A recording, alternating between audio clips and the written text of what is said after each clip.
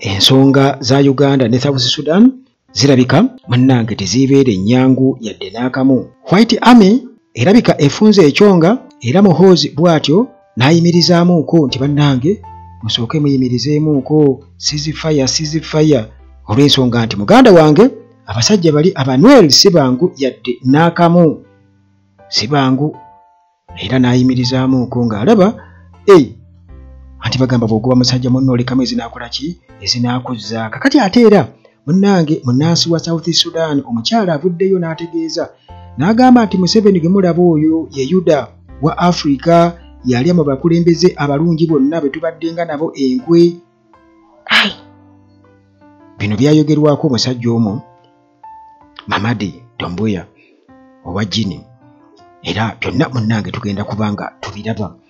Kale katusooke tutunuleko eyo mu ggwanga erya South Sudan tetugenda kubeera ng'ate tutabiikiriza n'ag'e Congo tunaagaddira oba n'ewalala yonna kubanga ate awo nawo munnange Uganda erabika yatadde omukono mu kibondo ky'enjuki. Kakati munnange Muhoozi Kainerugaba nga ateeka ku mukutu gwe ogwa X era gwe twabitegeeredde ng'agamba nti bannange we will not stand by. Era bw'atyo Muhoozi n'alagira UPDF okubeera nga eholdinga fire mu South Sudan oluvannyuma lw'obulumbaganyi obw'amaanyi oba deadly attack okuva munnange mu White Army. Kakati munnange ono ye Chief of Defence Forces Muhoozi Kainerugaba yawadde ebiragiro mbagirawo eri amagye ga Uganda ga UPDF, Uganda People's Defence Forces wali mu South Sudan, n'alagira nti bannange halt military operations against the White Army kubanga it's not a joke. Have discovered nti mugira mukyakwatiriddemu okulumba enjuki ezo eza White Army kubanga abo nabo si baakusema, mugira mulindako tetugenda kutunula butunuzi nga abasajja baffe bafa baggwawo. Ekyatuuka ku magye ga South Africa e Congo bannansi baali bakyasimula bugolo. We've been humiliated tusaaziddwa nnyo bakakomyewo tumale okwetegeka tuddeyo tubalage. Kakati munnange ne Muhoozi naye bw'atyo ng'obaayo lyawo ayolekedde ebyo. Kakati munnange okusalawo bw'ati kyazze oluvannyuma lw'obulumbaganyi obw'amaanyi. Bano amagye ga UPDF ageemanya eryanyi Muhoozi gagamba gasinga amaanyi ku lukalu lwa Africa gagwaŋŋanyeeko n'abasajja bali abaddugavu ku kiro eryanda abanwere. Era muganda wange emmundu neeseka. Radio Call ndowooza zigenda okulaba nga babulira tezikola ki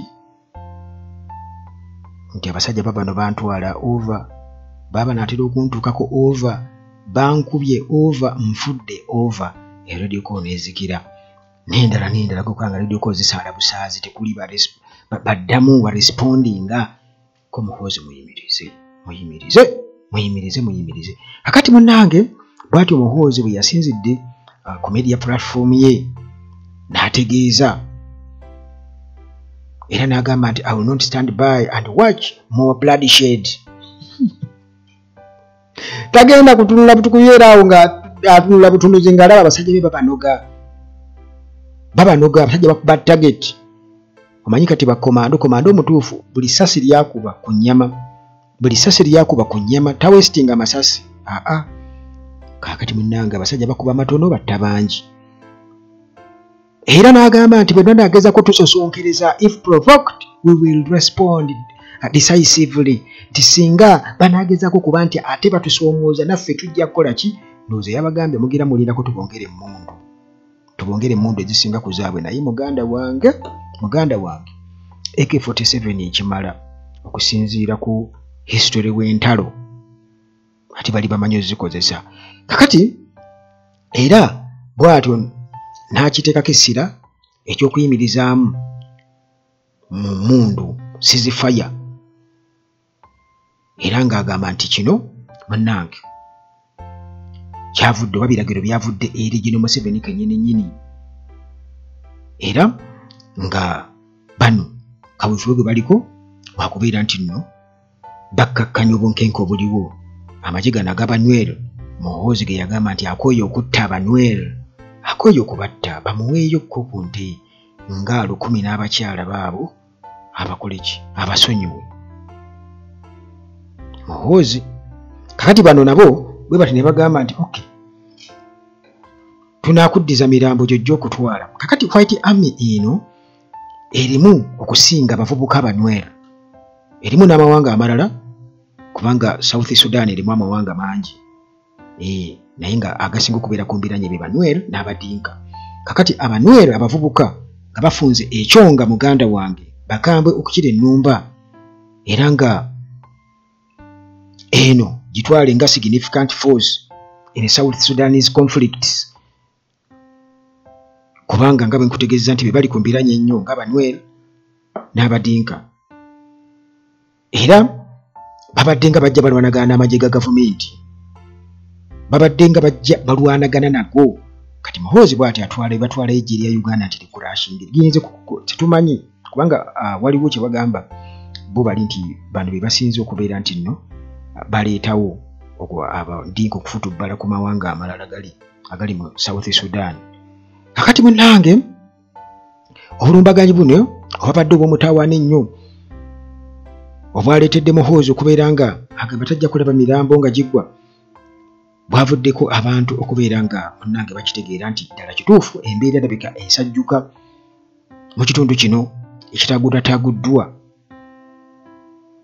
entalo ekya South Sudan entalo ez'omunda kati Uganda ebadde ensaale nnyo mu South Sudan naddala mu security yaayo era nga bayambyeko nnyo Salva Kiir gavumenti ye mu rebel factions ez'enjawulo okubeera nti bazikkakkanya munnange UPDF okubeera i South Sudan ebiseera ebisinga obungi kibadde nga kireetawo embeera ereetera abantu okubeera nga bakwitisizinga nga bakivumirira nga bagamba nti amagye ge Uganda geeyingiza mu nsonga z'amawanga amalala ezitagakwatako kakati munnange ebyo nga bikyali awo abamu nga bagamba nti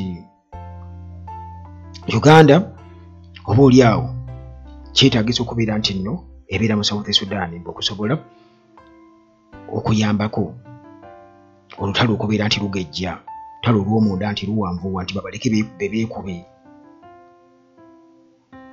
naye nga okusinziira ku biriwo kirabika Abanywero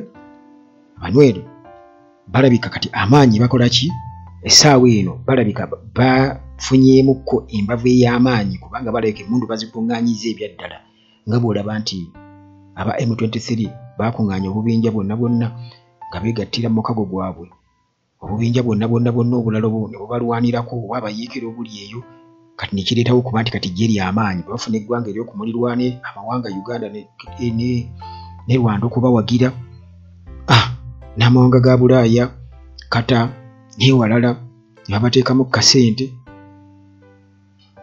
amaanyi ne bagafunira ddala nti emmundu bazirina eza ddala kwegamba nazikola gavumenti nnamba titeri bayeekera bali tebakyali bayeekera kakati n'Abanywero bano balabika bafunye embavu era balabika si baakuzannyirako jjukira nti First Vice President Riek Machar kampu ye egamba nti Uganda yamenya endagaano international agreement okutwalayo amagye agaayo mu South Sudan nga temaze kubeera nga efuna broader regional consultation okwebuuza kwegamba ku okulembeze obwa region kati kotize nga East African Community ebeebuuzeeko nti bannange tugenda tikale tipo batwala butwazi Muhoozi alagira mugende mukube muti mukole muti kubanga era still nabali abalala ate babagambe ki kakati Machar yagamba n'abantu be bagamba nti ebikolwa bya Uganda bye bigenda okubeera nga ate bireetawo situation okubeera nga esajjuka ewaseminga okusinga munnange okubeera nga bazza emirembe mu kitundu ekyo ekintu ekyo Kagame yakyogera eri yagamba nti kinsasya okubeera nga yanokuza mundu abayekera ba M23 tekigenda kusolovinga nsonga kati kirabika era ne Machar bwekibanga eri tekikoze kitegeeza ne Machar kyayogera eno kituufu nti Uganda bwebenga egamba tugende tubakube mumpeeyo ente 10 n'abakyala tulanga Muhoozi muwanvu naye bali abakazi bamusinga obuwanvu kati bannange Muhoozi ne ceasefire order ye ereesewo ebibuuzo ddala nti White Army eneesoboka kubanga bujjukira nti eno tugimanyi bulungi nnyo etemala gateesateesa bukulembeze bwayo tebaagala kuteesa tutule ku mmeeza wali ku kyoto tuteese bo baagala formal negotiations ez'omuggundu enteesaganya ez'omuggundu ezivaamu katugeze nga bakoze unity government ti Machar vice president oli president Salva Kiir oba Machar ye president Salva Kiir ye vice president oba tebaagala bino mbwe kale katugire tuti ebyo tebabiriimu kakati munnange Uganda ngaho embeera eyongedde okubeera nga yeekanama White Army ng'efuuse White Army ey'abanwen kirabika Uganda erina okubeera ng'ekyusamu ku strategy yaayo pulaani yaayo probably ceasefire eyinza okubeera ng'egendereddwamu kubeera nga babongera emmundu ezaddala ate era nga bagenda nazo ezaddala era kuba baazirekayo gyezirere gavumenti eya Sudan erina emmundu ezaddala kati ziriwa ze bagenda okuleeta okutwalayo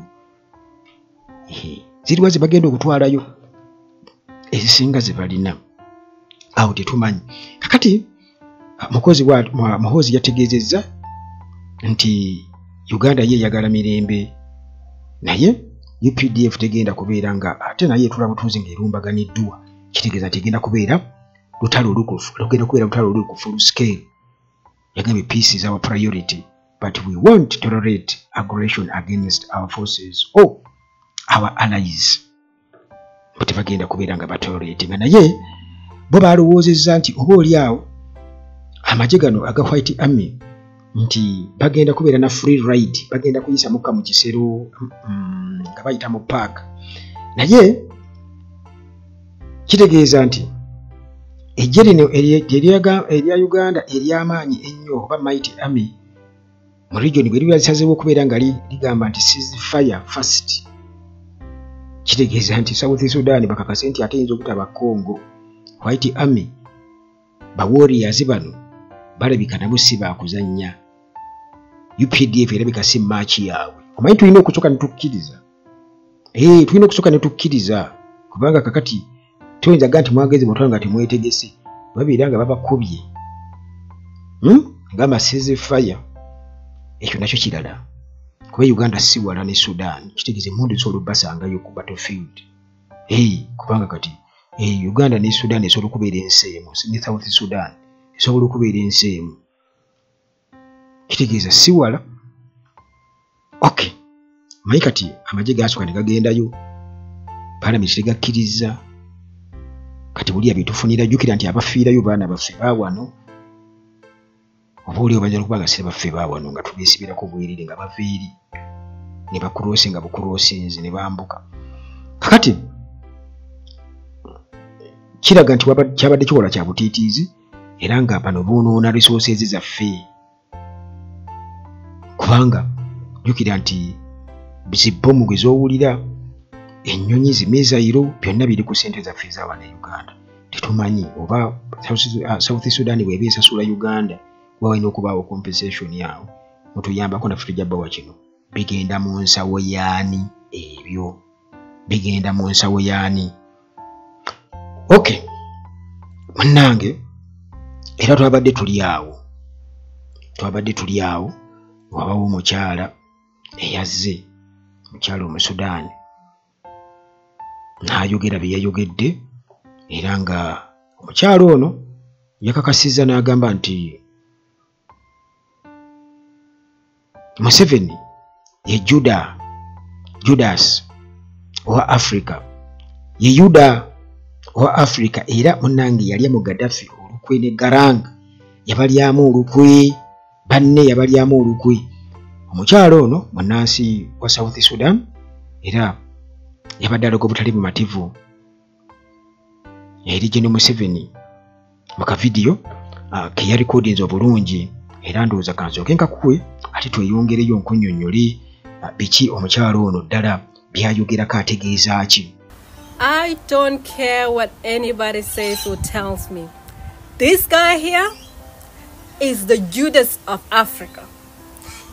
This Ugandan's president is the Judas and the enemy of progress of Africa, of Mama Africa. This man is the brother that's always betrayed us. Every time we have a good president or good leader within Africa that's trying to make Africa stand on its feet, that's trying to make Africa come back, the Western world, the Europeans always use him. They always use him, to cut down that leader.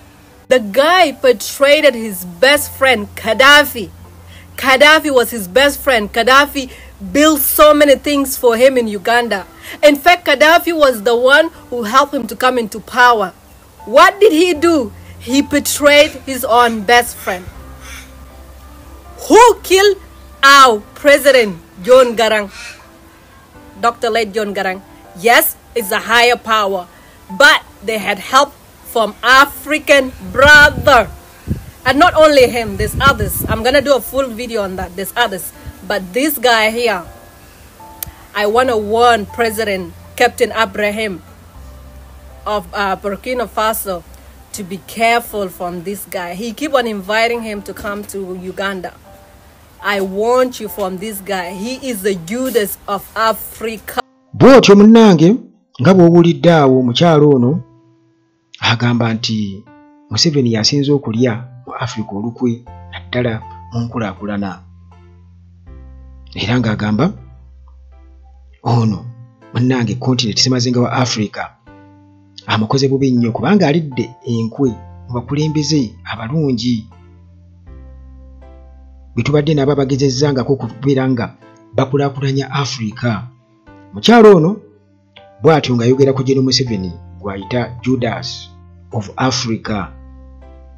Agamba nti akozeseddwa Western powers okulya mu Africa olukwe, bakulembeze ba Africa olukwe, abakulembeze ababadde bakolerera ennyo okulaba nga bakulaakulanya Africa. Wano nno munnange nga atunnyonnyola baani Museveni be yalyamu enkwe n'anokolayo pulezidenti wa Libya Muammar Gaddafi eyafa gwe batta mu nzita embi ennyo bamuttanga Messi, era ng'agamba nti ono yayamba nnyo Museveni ng'ali mu lutalo olw'ekiyeekera, era Museveni kennyini bagendayo nga beetumya amannya g'ekisiraamu ne Salim Sali n'abalala n'amuyamba n'amuwa emmundu na buli kimu, ne Museveni yamulyamu olukwe. Mujjukira Museveni wano 2021 ng'alayira Ekololo yagamba nti Gaddafi yanswaza nnyo obutakuba yalina ennyonyi emu businga nalinze naye teyaliyo, yatuula eno butuuzi n'asirika. Kati singa n'amagye ge Uganda nga bwe bakoze South Sudan gaali badde gagenda bugenzi kuba oli yabataasa, naye wali kitegeeza yali amuliddemu olukwe.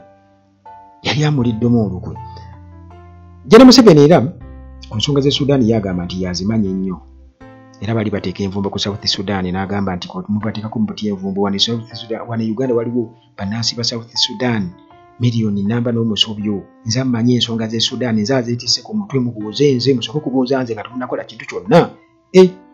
Muganda wange General Museveni kakati mannange ng'era bwe twabitegeera jjukira nti Mamadi Doumbouya owa Guinea naye yatukakasa ku nsonga eyo yali December 2021 bwe yawamba gavumenti muku bawamba mu nkola ey'ekijaasi. Kakati Museveni n'agezaako kuba nga akivumirira, Mamadi Doumbouya n'amwambalira n'amubuulira era ayogera ku nsonga ey'okutta ey'okulya mu Gaddafi olukwe nti Museveni yalya mu Gaddafi olukwe n'abakulembeze abalala mu Africa. Museveni abaddengawo nnyo mu kubalyamu enkwe ng'akozesebwa. Kakati omukyalo ono munnansi wa South Sudan yagamba nti Museveni yakola omulimu munene nnyo, era mu kufa kwa South Sudan's first vice president John Garang n'agamba nti newankubadde waaliwo higher power, waaliwo Museveni abaamuli waggulu mu kutegeka ekyo, naye Museveni yakoze naye kwegamba yayambako, kwegamba baayisizamu Museveni okutta African brother. Yagamba nti muganda wange Museveni abaddewo nnyo mu nsonga ezo ez'okutta abakulembeze ab'omugaso wano mu Africa. Kati bw'atyo omukyalo ono n'alabula President wa Burkina Faso Captain Ibrahim Traore n'amuwa amagezi n'amugamba, munnange beera mwegendereza eri Museveni oyo, kubanga okuyita okujja Uganda gwe tulowooza nti akuyita buyisi. Alina bamugambye nti oyo muyite okire bw'otyo ogire bwe tubanga ye mu siyaasa mulungi nnyo. Ate era abantu bagamba nti Museveni agenda kuyigiriza omwana omuto emize emibi, agenda muyita atandika omulekityalinga. Jukira abantu batugamba nti bw'osisinkana gye Museveni bw'oti mbwe alinga alina eddagala eddogo, mbu byakugamba okkiriza bikkirize. Mbu bwe batugamba nti abantu abatugenda mu maaso ga Museveni buli kimu kyabagamba essebo tetumanyi. Bannange ate Captain Ibrahim Traore owa Burkina Faso kiki ekinaabawo ng'asisinkanye gye Museveni nti anaagenda okuvaayo nga naye ayogeza birimi tetumanyi. Kale bannange sigenda kubeera nga nsukkawo nnyo wano, ensonga eno ebadde ku South Sudan, era nga Uganda mu nkola nga bwe yakola e Congo n'etwala amagye teyeebuuziza ku palamenti, ne South Sudan bwetyo bwekoze. Naye okusinziira ku gavaayo nti bali aba White Army abanwera si bangu yadde n'akamu, era emirambo gyakoze eki gyagudde ejyaddala ku bulumbaganyi bwe bakoze ku ggye erya UPDF. Muhoozi n'agamba bannange pado ceasefire taata ndagidde, bannange tugira tuyimirizaamu ko saagala kulaba mu bloodshed. Ani yabagaye nti bakubaawo, bakuba kataago, bakuba ku mutima ebyo. Kale kwegamba byonna mawulire mabi nnyo, kubanga okuteekayo abaana b'abendi babakuze nga gw'oli eno Kampala oli mu kuniigiina buniigiinyi, olwo ebigendererwa ebyo byetutamanyi kintu kibi nnyo. So nga ate wano e Uganda naffe tukaaba, tulina ebizibu ebyaffe ebitumala. Eggwanga lyavu nnyo, bannayuganda beerya nkuta za mimwa, okutulugunya abantu kufuusa okutulugunya, teri ddembe lya buntu kiri awo, abaana bavundira mu makomera. Kale kwegamba si byangu, era nga abantu batunuulira bagamba nti Museveni kituufu abantu bayisizza obubi bangi, ne wano e Uganda bagamba nti abantu bafudde bangi mu nfe tategeereke. Katulabye abantu bakuba amasasi bayitirivu nnyo. Dr. Kizza Besigye ali mu kkomera baamukwata, kati ate era sikiri mu mbeera y'emu n'okuliriizinga oba okubaako omuntu kyagamba oba obubaka bwayogerezeganya ne Machar. Kati nga Raila Odinga bwe yagenzeeyo n'amugamba nti Museveni gw'oba osooka okusaba olukusa, kino munnange kyongera okulaga nti embeera Uganda talo oluli South Sudan kitegeeza nti tulimu butereevu, era bannansi ba South Sudan kitegeeza nti nabo ne basalawo okugamba nti naffe tutandikewo. Nti wano Uganda bali bameka? Ekyebuuzibwa nti bannansi ba South Sudan abali Uganda baki? Badinka bokka oba n'abalala babateekamu babawa privileges ezimu ng'abadinka? Kuba ne Uganda nti omudinka akusinga ekitiibwa kuba akola effujjo lyonna ly'ayagala ekitali waabwe. Omuchina n'abalala bonna bannansi bo nga bannayuganda bali wansi nnyo okuleka abamu bali bo abeemanyi obulungi ennyo era ab'omusaayi.